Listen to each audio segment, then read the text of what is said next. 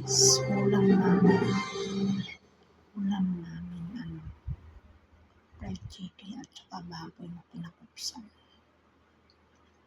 Ano ba tatawarin? Kinalimutan ko na po yung nangyari. Ano ba kailangan kong gawin? Gusto mo, haranahan kita. Ang ganda ng boses Fried niya. Boses chicken at agad. saka baboy na pinakupsan, guys. Walang pagpapagulang.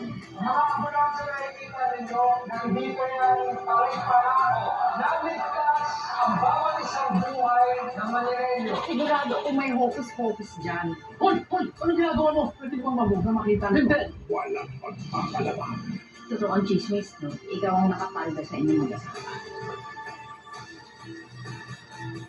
At walang maiiwan sa angkan. Hindi ko na umasa na makita ko pa si Tangulat sa buhay. Hindi mo talaga kilala ang anak mo. No, ililigtas po namin si nanay. Kailangan lumusog sa Sandibas para mabawi si Marites. Kahit ano ba muna nangyari? Handa tayo. Sila tanggol to, ah. Handa na kayo. Lulusog na tayo. Thank you, guys.